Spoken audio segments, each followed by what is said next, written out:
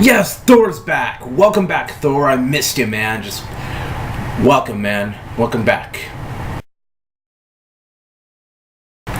So Thor the Dark World is the sequel to the first Thor, and in Thor the Dark World it takes place a year after the Avengers, and in Thor the Dark World, Thor is this very sort of wiser, more confident guy, and he's off on other realms, stopping wars, bringing peace to all the other realms, and things might seem like they're going well for Thor, but it turns out that there's this group of creatures known as the Dark Elves who want to cover up the world in dark. They want to wreck stuff, and they're after this object called the Ether, which just puts the world into darkness. And so Thor, Jane Foster, and Loki have to stop him.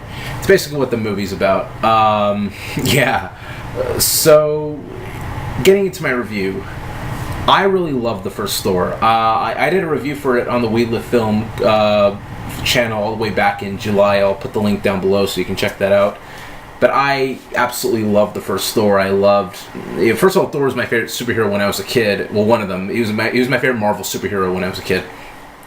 And I really liked the Thor movie because I just liked that the way they introduced him wasn't through an origin story. It wasn't like Iron Man or Captain America, how it was basically, here's the normal guy, and the whole movie will be about this normal guy becoming the superhero. And what I liked about that is it did the opposite. It was like, here's this larger than life guy who becomes normal, and he has to earn the spirit of being a hero again. I like that, and I really like Chris Hemsworth as Thor, and I really like Tom Hiddleston as Loki. And going into Thor: The Dark World, I had expectations and whatnot because the first Thor was my favorite solo Avenger movie. I like it a lot more than the Iron Mans and Captain America and the Incredible Hulk. I don't like it more than the Avengers. That's crazy, man. But it's my favorite solo Avenger movie. And the thing I was most worried about when it came to Thor: The Dark World was the change in director, because one of the things I felt that made the first Thor work was the fact that Kenneth Branagh was directing it, and he was perfect for Thor because he's been known to do Shakespearean stuff, and that works for Thor because the whole sort of language of the Thor comics and the whole sort of environment and tone is very Shakespearean, and that's what made the first Thor so good, was like Ken Branagh's tone. So the fact that he wasn't coming back and they got Alan Taylor to direct it, who's been known for directing a bunch of Game of Thrones episodes, and I like Game of Thrones, but I was like, I don't know if I don't know if he'll bring something. I don't think he'll top what Branagh did, and I gotta say, he didn't just top what Branagh did. He kicked Branagh's ass, man. It's just, Thor: The Dark World, in my opinion, is the best solo Avenger movie. In my opinion, I absolutely loved it, man. What makes Thor: The Dark World a way better movie than the first Thor was, for one, Thor is no longer. It's no longer a few minutes of Thor in his god form at the beginning, and then a few minutes of Thor in his god form at the end, and then the majority of him is in his human form. No, the whole movie he's Thor the god. He's doing his godly stuff. He's just he's using his Thor's powers. He's doing that thing with the hammer where he like twirls the hammer, kind of like and just like throws it out like that. He's doing more of that. It's more of what I wanted to see in the first Thor and the Avengers. It's seeing Thor act more like Thor this time around. That's really cool. Another thing that makes this Thor improvement over the first Thor is that we're going to different realms. It's not just Earth. Even though there is some stuff on Earth, don't get me wrong. Especially during the climax of the movie, a lot of it takes place on Earth, but the majority of the movie takes place mainly in Asgard, and you go into the different realms. You go to like this realm called Vanaheim. You go into the Dark World and so forth, and that was all really cool. I wanted to see that was one of the things I wanted to see more of in the first Thor, was more of going to different worlds, and especially Asgard. I feel like you spend about 70% of your time in Asgard, which is cool. You get to see like more of the Asgardian culture this time around. You get to see their customs and so forth. It was really cool. I liked it. I really did.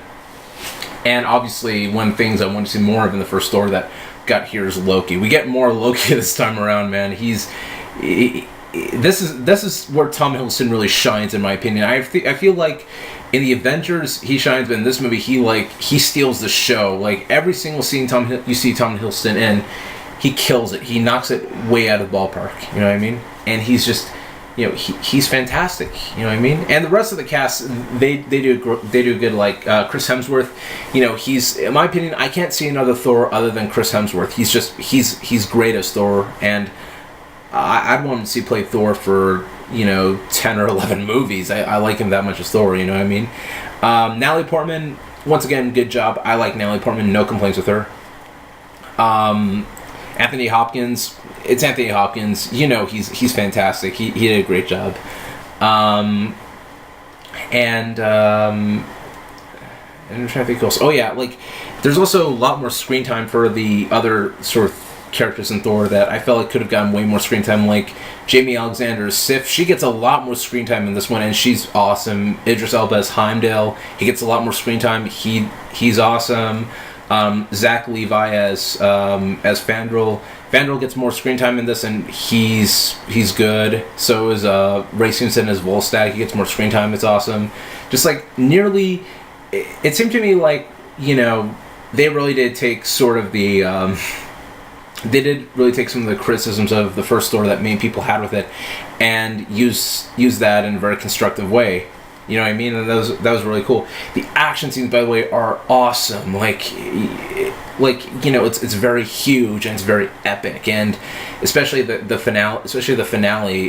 There's this fight between Thor and Malekith. They're like fighting on these different sort of realms and so forth, and it's awesome. And I'm just sitting. I was sitting there smiling the whole time because it was awesome. And speaking of Malekith, it's Malekith, yeah, sorry about that. Long day, man, long day. Christopher Eccleston plays Malekith.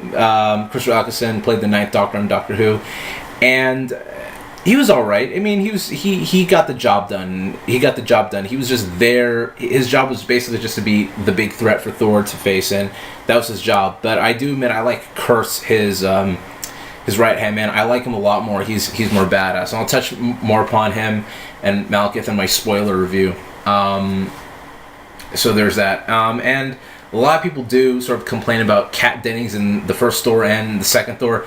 I never quite minded her in the movies because I was like, okay, you're the comic relief. It's your job to kind of be funny. Not to mention she does annoy Natalie Portman, and you're supposed to feel Natalie Portman's annoyance. So if anything, she's kind of doing her job and being annoying. I don't know.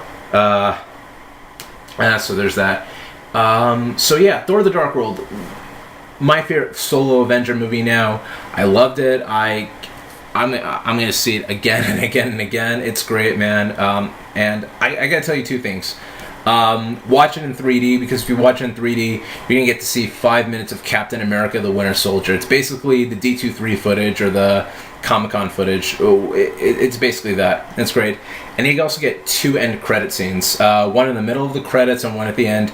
I'm not going to say what they are, unless if you want to see. Unless I'll touch more on them in my spoiler review. But overall, I give Thor: The Dark World an A. I absolutely loved it, and I can't wait to see, Thor's future.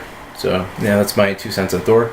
And stick around for my spoiler review. I'll have it. It should be here by the time you're watching this video, and if not, just check by in a day or so, or a couple hours. I don't know, but that's my Thor review. So take care.